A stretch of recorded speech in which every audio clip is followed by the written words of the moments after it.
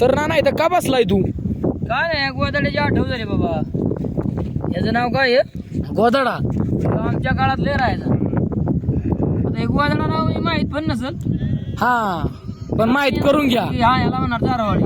जारवाडी. हा याचं नावच गोदाडा आहे काय.